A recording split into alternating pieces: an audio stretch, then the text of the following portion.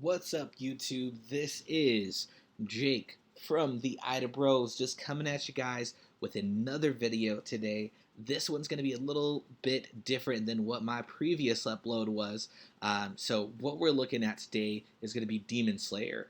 So this is an amazing newer anime. We're just hitting at about, as of today's date, which we're tail end of August. We are on episode 21. Now, I am just going to be going over the events so far in the anime. So I know the manga has been going on for quite a while, and there's a lot of information that has already been presented in the manga that we haven't got to in the anime. So I'm strictly going to try and keep as close as I can to what we know so far through the anime itself. That being said, definitely let me know if you like the video. Do the, comment, rate, subscribe, hit the bell, whatever. Let me know if these are videos that anybody out there enjoys.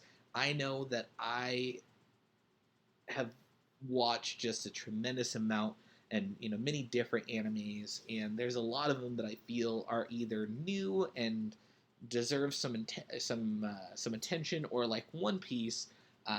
It's been going on forever, and I just didn't watch it. And I'm sure there's a lot of people out there that maybe haven't watched, some series throughout their whole lives, and maybe are thinking of whether or not they want to binge it, or whatever the case is. Like I said, though, this one is newer. It's a little bit different. Let's jump on into it. We open up the series, and we are introduced to an area, to a family that lives up in the mountains. We are looking, way back in the day. Of course, no electricity, running water. Well, I don't know about running water, but essentially, like it was a while back, right? And this family we have here, what they do to make a living is, I believe they sell coal. So we open up in the main lead of the show. He's going to be up here. We see swinging the sword and the checkered top there. He is Tanjiro. So we open up with Tanjiro and his family. He has, probably like 5 siblings, I think, all together, and they live in the mountains alone with their mother. At this point, we haven't figured out or found out what happened with the dad. Maybe he went and got a pack of smokes and never came back, or, whatever the case is. We don't know quite yet. So kind of fast forward, Tanjiro has to go through, do his thing, go hustle his coal, heads down to the city, and ends up getting caught in a storm and having to spend the night at, somebody's house way down there. We get some foreshadowing in this universe during that time about demons. Nobody knows if they're real or not, but the person that Tanjiro is staying with says, hey, my family was killed, and they could sneak right into the houses. They don't care. Like, they're just gonna eat them up. So we have the foreshadowing there. Moving forward, the next day comes about, and Tanjiro decides to go through, head back home, and we're introduced to one of the things that Tanjiro's characteristic that will play a big role in his character moving forward is that he has an incredible, like, superhuman sense of smell. So as he's going home, that kind of kicks in, and he's able to go through and smell out the scent of blood. So he kicks it and just like runs high gear into home. And when he gets there, he sees his family has essentially been massacred. Everybody's out on the floor, everybody's bloodied up. They're unfortunately pretty done for. He finds that one of his sisters, out of the several members of his family, one of his sisters, I believe that she is, so Tanjiro is the oldest. She was the second oldest, right underneath him. Her name is Nozuki, I believe. She still is alive more or less. Like he could feel her breathe. She's passed out and whatnot. So he scoops her up, and they live way up in the mountains. The whole reason that he couldn't be there that night was a snowstorm. So it's treacherous, right? He picks her up and he's starting to go back, trying and find, some doctor, right? Somebody in civilization that could try and help her. Because all he sees is there's blood everywhere. Everybody else is dead except her. Um, on the way, he is ambushed, more or less. And at this point in time, we don't know who it is. It's just some dude that's carrying a sword, and Nozuki is tripping out, like flailing all over the place. They fall down a mountain. She's acting real feral. It gets to the point where we'll just say at this point, the unknown swordsman is trying to go through and kill her, and Tanjiro keeps on throwing himself in the way and protecting the only living family member that he has left at this point after this massacre took place at his home. Um, so, some things happen. The swordsman tells Tanjiro what had happened was a demon went through and massacred his family, and there's only one demon, more or less. At this point in time, there's only one demon that is able to make other demons, and he senses that there's something different about Nozuki, but as well as she goes out of her way to protect Tanjiro, to protect her older brother. And apparently, within the lore and within the experience and all that stuff that these guys have, especially when somebody is changed or transformed into a demon right away, they don't have that kind of personality or memory left that they would go through and normally and protect a human, protect that bond, protect somebody there. So he goes through. There's some scuffle that's still left, and ultimately what happens is he's impressed by both Tanjiro and his sister and their bond. That she's essentially not eating him. And he sets up Tanjiro to go through and find somebody. And I don't believe at this point he's given the name yet, but ultimately he is told about what they call the Demon Slayer Corps, and their job is to essentially kill demons, but if he wants to find a way, or if there is a way to try and potentially change his sister back from a demon back into a human, the only way that he's going to do that, the only position that he's going to be able to be in to find that information, is to train and enlist to be a demon slayer, or demon hunter. So from there, we'll try and fast forward. I know that was kind of a lot of information all at once in terms of time, but I feel like setting up the story like that is a huge part. So Tanjiro goes in the direction that he's told to find somebody to train him. Eventually, he rolls upon an area that has been ransacked by a demon and finds, this demon eating this family. And Tanjiro and his sister, they go through and are trying to defeat this demon, and it gets to the point where they have him on the ropes, but Tanjiro doesn't have the heart, more or less, to go through and just off this demon.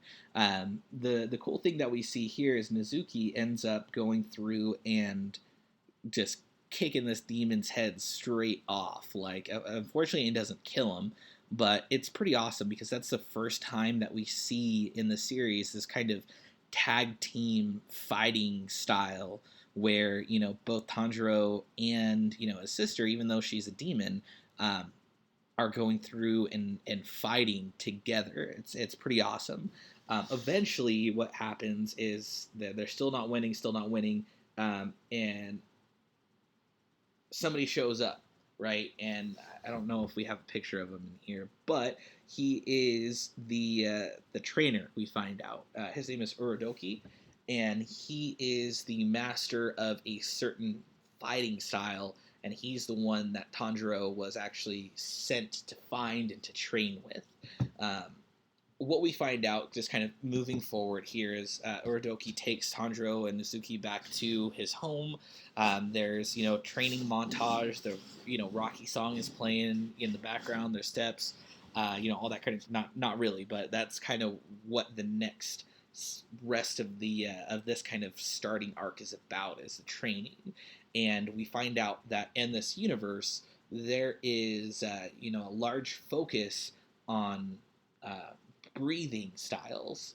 So a certain type of breath and stance goes through and is enables the user to take in more oxygen, which in turn is explained to give them, if done correctly, and well, I guess if it's done correctly, give them the power, give them the strength of a demon, so they can fight more on par with their enemies. Um, the certain style that this particular teacher has is a water breathing style. So all of the moves and all of the different kind of forms that they have within this style are reminiscent or are named after, or the moves are modeled after certain uh, acts that you could see a water do. And subsequently, what we see is when Tanjiro or Urdoki go through and they make their moves, you could see, visually, that we have a water stream around their swords, or their swords look as if though they're, have water coming out of them. It's a very, very awesome graphic that they use. It's very cool in terms of, design. It's pretty awesome.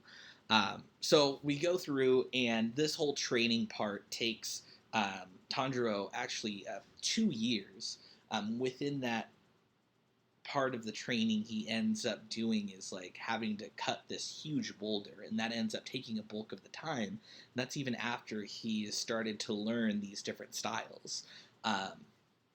Within that, he has these random two students pop up that say that they owe the teacher Uradoki, they owe him their lives, and they're also students of his, much like Tanjiro is, but they were able to pass this part of the test. They go through again. There's more training, and he eventually does it, just to go through. And when he finally slashes the boulder, his peers, the other students, they disappear. And at that point, we're not given really any more information of what happened to them. At this time, once we finally get to that point, Tanjiro actually goes out to what they call the final selection. This is going to be for the people that are training to become a demon slayer. They have to go through this test, and the test is to go on this mountain that the Demon Slayer Corps, that they use to imprison certain demons, and they have to essentially survive. I believe there's a duration. I want to say it was like 5 or 7 days or something like that. Ultimately, there was a main conflict in the story, and then like time was up. So it really didn't go through and say, okay, this is what happened for the rest of the time. What we find out is once Tanjiro's there on this mountain, 2 big things happen. First of all, they find out that there is and I'm probably going to butcher the pronunciation like I do everything else, but I believe it's called wisteria. It's a certain type of flower, and demons don't like it. Like they're like, either it's like some sort of you could think of it as like an allergy, or something to where they don't, if there's an area that is thick with it, they don't go past it. So it's used to essentially create a prison around this mountain because it has the flower going all the way through it. Um, so that's the first thing, and that's going to be relevant throughout the story, right? When you have a main antagonist, if the antagonist has a weakness, regardless of where you're at in the story, that weakness is going to come back into play. It's like if Superman exists, Kryptonite exists, and whoever his enemies are, even though he's not an antagonist, whoever his enemy is, because he's in a position of power, knows that this is the weakness, this is what I have. So it's the same kind of concept. It might not be relevant to every single story because maybe it makes it so it doesn't have as much impact, but like it's important moving forward. Uh, so Tanjiro goes through, and he is on this mountain. He's demons are in prison there. Previously, and I didn't mention this before, we find out that essentially two ways so far in the story to kill the demons are either going to be sunlight, they can't be in sunlight, or to remove their head using a specific type of sword. Not any sword, a very specific type of sword. So Orodoki gives Tanjiro a sword that is capable of such before he goes to the final selection to make sure that he could actually win. And we have Tanjiro on this mountain. And what we see is that there is a specific demon that is what they call, I believe, a mutated demon, where essentially the way that it works is the more and more that these demons feast on people, the more people that they eat, they become more powerful, first of all, but as well as they lose their human form and they gain, a more grotesque form. They gain more powers, and Tanjiro runs into this demon that um, the demon says that he essentially was put on the mountain, imprisoned by Orodoki back when he was not a teacher, back when he was an active demon slayer. And what this demon has done is every single student, maybe not every single one, but he's still alive and he's been on the mountain for years upon years, that this demon has killed and ate, I want to say it was like 30 to 50. I don't know if all of them were Uradoki students or only some of them, but essentially almost every single one of these students that this teacher has sent to the mountain for the final selection, that they've done all the same training as Tanjiro has, they've done everything, he's killed them all and ate them all. And what we find out is the bodies, the people that had trained Tanjiro, that were saying that they owed their lives to Uradoki, the demon actually describes them and says, hey, they got this far, but I still ate them, or that he kind of gave a play-by-play. So what we find is it was essentially their spirits that were going through and assisting Tanjiro in this training solely to make sure that he was properly prepared and didn't meet the same fate that they did during the final selection process.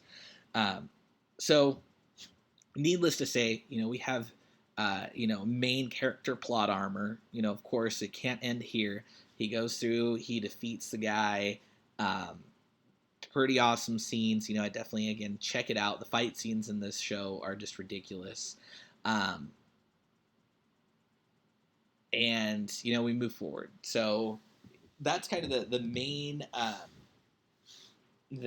fight, or the main event in that specific arc, or I guess the show hasn't been going on long enough to really say it's an arc, but that segment of the story, right? It's all about how Tanjiro has to go through and find a way to kill this mutated demon, right?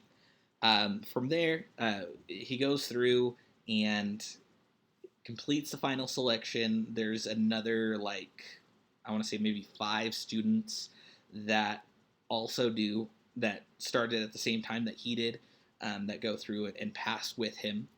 And from there, we go back to, he wins, he goes back to Uradoki. They have a moment, it's all fun. He has to wait at Uradoki's to go through and get his specific sword that is made strictly, for him, right? His Demon Slayer sword, like the one that's meant for him. And, an interesting bit of, I don't know if I'd call it foreshadowing, but something that happens after he gets a sword is these color changing swords, I believe they're called. They specifically, when they're received, change color to match something within their user. I don't believe it specifically stated what, but Tanjiro's, his sword actually turns black. And it is specifically stated that there is very little known about these black color changing swords, and the reason why is because their users often die quickly after becoming demon slayers. So it's believed that they usually are only given to somebody that's weak or somebody that might not have long to live, because the past users have fallen into that category. It doesn't necessarily mean that's what's going to happen. It just means that they really don't have anything else to go by besides, hey, this is what happened to the people before you. They really didn't last long, so watch yourself. From there in the story, we kind of progress. Mizuki finally wakes up. She had been sleeping, this whole training arc and getting up to this point in the story, while it passed within 10 episodes, was like 2.5 years, and she had actually been sleeping the whole time.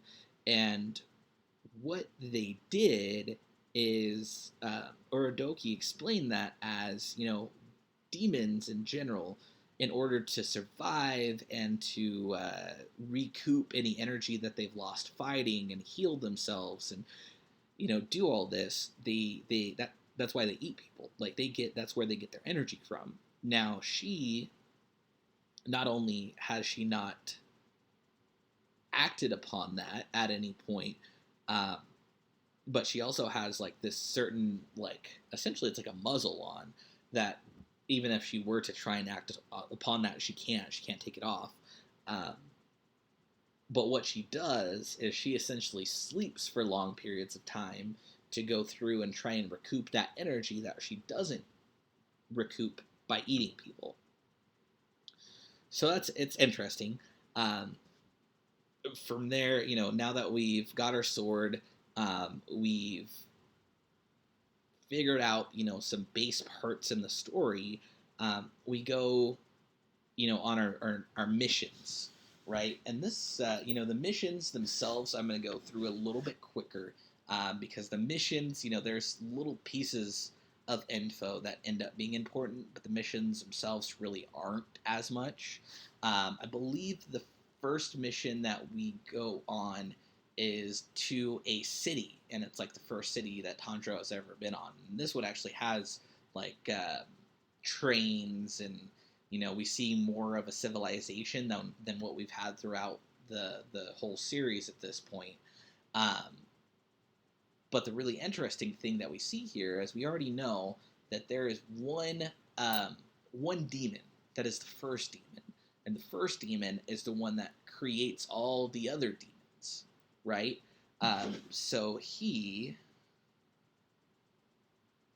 is, he's kind of our goal, right? Our goal is to find him and get this information on whether or not we can turn a demon back into a human.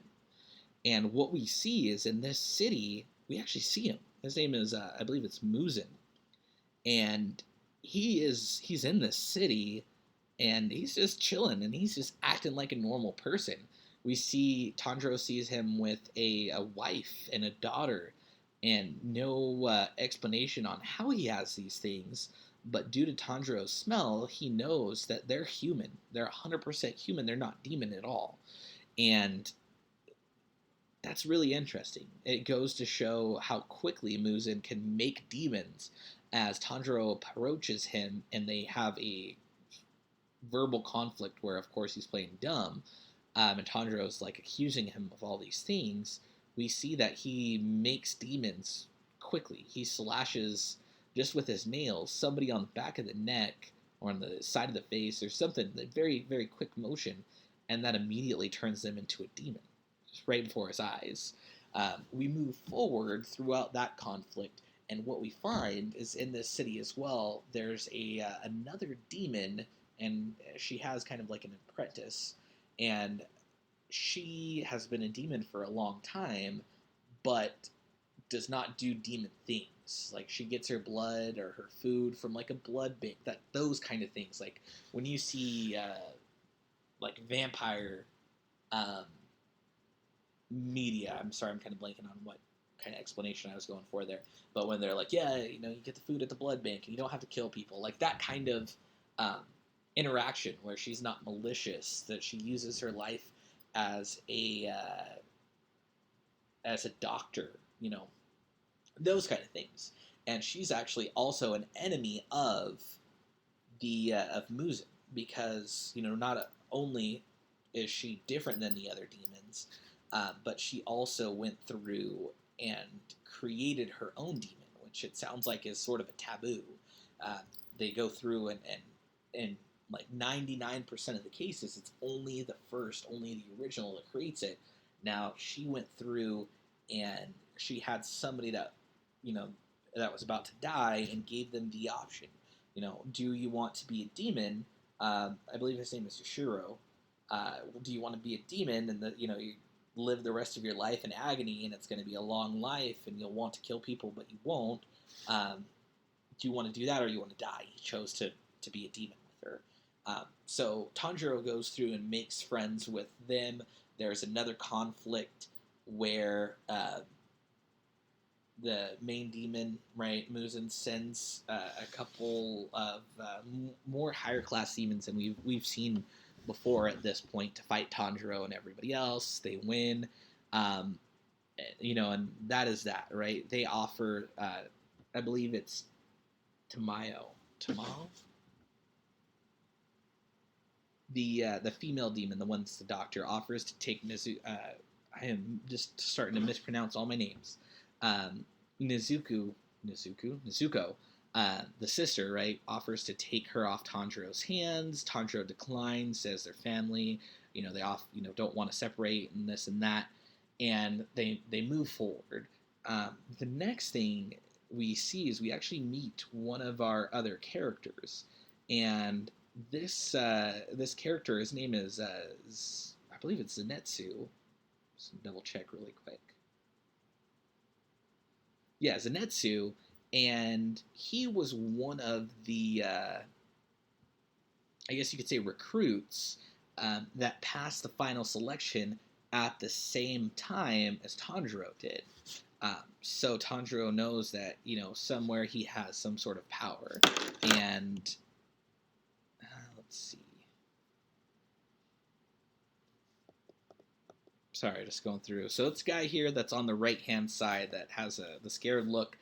Also on the title slide that we had here, this is Zenetsu in the yellow.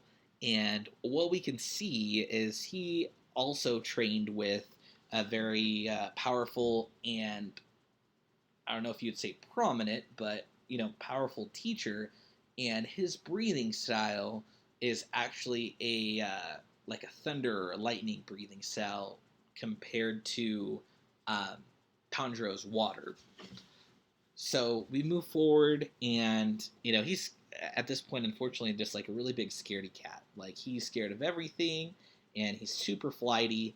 But nevertheless, Tanjiro is convinced that he's strong because he was able to, pass the final selection. And we saw, on that mountain is essentially a prison of demons. There were plenty of people that were weak that died. So, like, obviously, he has to have some sort of strength to him. Then moving forward, we get to a house, and it's inhabited by a huge demon, and then there's a couple other ones. But essentially, it's like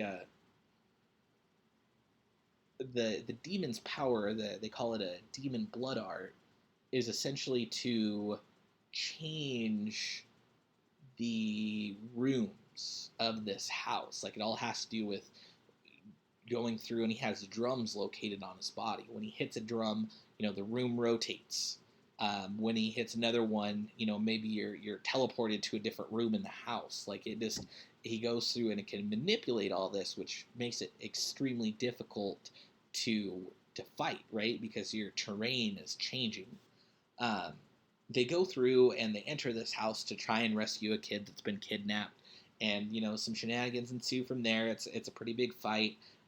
We find that Zenitsu, the reason why he thinks that he's weak is the only time that he is actually able to use his power is when he essentially falls asleep.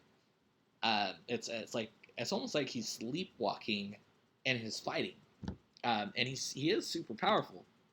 Like his fighting is super epic. Um, when he's able to accomplish it. At this point in the story, it's only when he's asleep. Uh, so some things happen there. There's some fights. Again, I try not to give too much details on this because I know I'm already running really long into our time here. But we go through, more fighting ensues. We meet another kind of traveling companion that Tanjiro will have, Inosuke. What we find is he's the one with the boar hat here. He was actually raised in the wild by boars. His fighting style is essentially like based around nature. So at one point, Tanjiro does have a conflict with him, and Inosuke is one of those that really likes to fight because that's how he feels that he could establish himself, right? Like establish his dominance is by beating somebody. He doesn't care whether or not they're stronger than him or not. Like he feels like, hey, I'm gonna fight him, I'm gonna beat him, then I'll be recognized as stronger than them. When Tanjiro is fighting him, he remarks on how wild his fighting style is and how he, his stance, because he attacks like an animal on all fours. His stance is so low that Tanjiro has a really hard time initially, fighting after that. After Tanjiro went through and fought all these huge demons and all this kind of stuff, they have their own little kind of internal power struggle. It eventually gets resolved, I guess, more or less, and they travel to one of the places that the demon slayers have for rest, essentially. They go there, they rest, they have some kind of character building, they become more friendly in terms of the three of them. They also meet Tanjiro's sister, right? At this point, they really had not met her because everything else took place in the daytime. But Nezuko, they all meet, right? So it was weird. Tanjiro, it's like, why are you traveling with the demon? Our job is to kill demons, and he has to explain everything, and the fact that she hasn't ate anybody yet, and she still has some sort of humanity left in her at this point. So moving forward, the three of them get dispatched again, but this time it's to a mountain. And what they find upon arriving there is this mountain. They've already sent a bunch of other lower class, as these guys are still, because they just essentially enlisted, a bunch of other lower class demon slayers, and all of them have been beaten. And with that, we find out that there is, essentially a super strong demon there that is one of the demons, the head one in this area, is one that reports directly as one of the, I think the easiest way to explain it is like the 12, you could say that they're kind of like captains or commanders. They're the people, or the demons rather, that report directly to the master of the demons, or the first demon. They are the most powerful. They get all of their info, all of their power directly from the source. There's one of them on the mountaintop, and everything that we run across, all the demons are very they're all spider oriented, and there's some more fights that happen there. With Tanjiro, with Inosuke. Zenitsu ends up almost dying, but they go through and they eventually clear out this family. Is what they call themselves. They call themselves, they're all a family. In actuality, what we have is we have one of the like I said, those captains or commanders, they're called moons, right? There's 12 of them, 12 moons. Um, his name is Rui, and he is a small boy. And I believe, let's see, we have him. Here's a cool Zenitsu. That was when he was getting ready to just smash one of the spider-like demons that were in the forest or on the mountaintop with him there. Yuri here, so he is the sixth, the fifth lower moon. So in terms of ranking, right, there's upper moons and lower moons, and there's six of each. So he's essentially the second weakest um, of these demon commanders. Now, what we see here is he's just like super, super powerful, and um, no pun intended, he's kind of pulling the strings. And as we can see even on the screen here, why I say that no pun is it goes with the theme of everything is he has strings like spider webs essentially that come out of his fingers that are razor sharp. And eventually we have the main conflict with Tanjiro and Yuri, and what we see is Tanjiro is going at him, and he's already weakened, unfortunately, at this point, because there's been countless battles on this mountaintop. And it gets to the point where he is just going ham. He's going crazy, and these strings, unfortunately, are too much for him. They end up snapping his sword. And the tough part is with the sword, like we've talked about, that is the only way besides sunlight that we've been introduced uh, to, right, to kill a demon. So he's kind of lost here. And what we see is Yuri notices the sibling bond that even though one's a demon slayer and one's a demon, that Tanjiro and his sister share, and that's what he wants. That's what this whole thing's been about. Is he has this mock family that he's made everybody fear him, and then they have these certain roles, mother, father, sister, brother, whatever the case is. Um, so the sword breaks, and we're getting to the part where Tanjiro is just getting wasted. Um, he recalls, and I think something that I mentioned on his dad didn't go for a pack of smokes.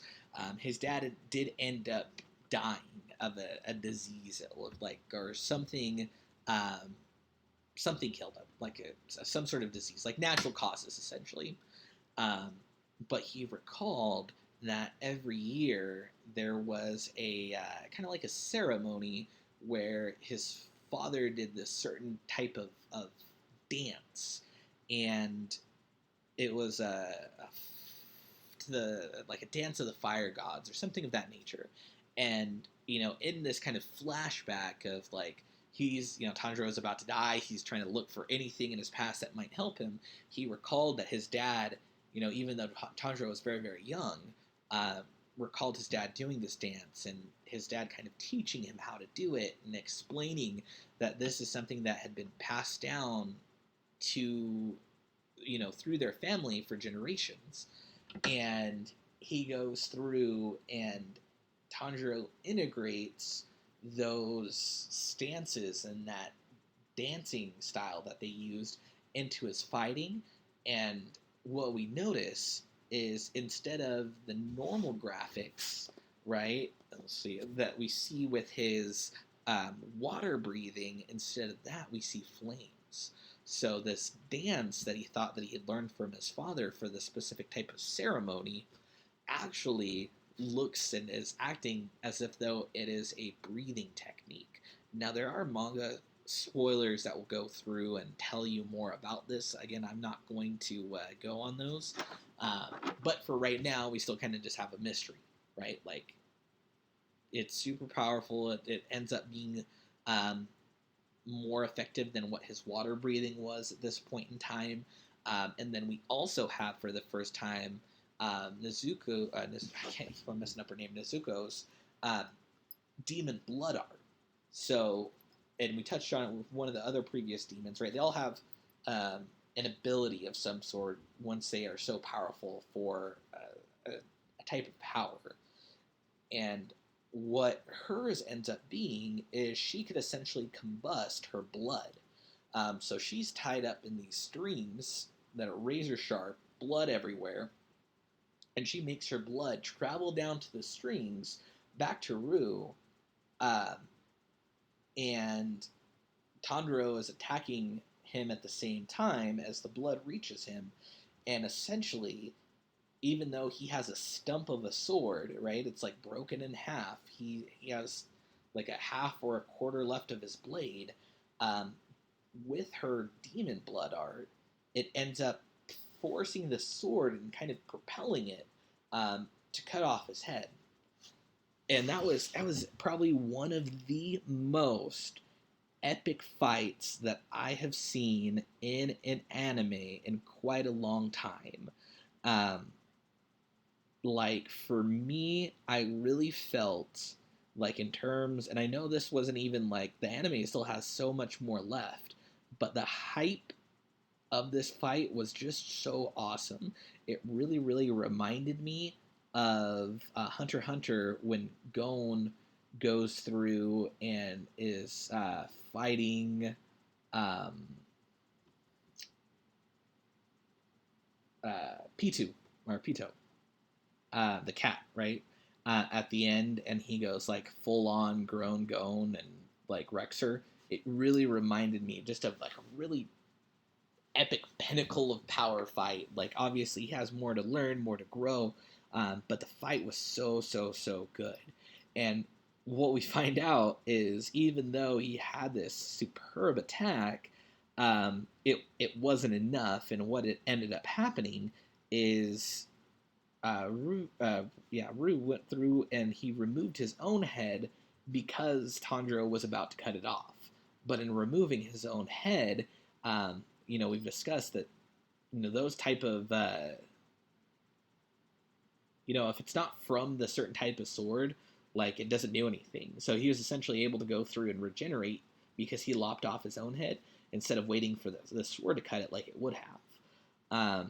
From there, we have kind of the final up to this point is we have Demon Slayers, higher level or the highest level of Demon Slayers have shown up on the mountain and are going through and finishing off whatever demons remain. And, there's medics and things like that to help Zenitsu and, all the other lower ranking Demon Slayers that were there before Tanjiro was. And we have, and I'm going to butcher his name, Gyu.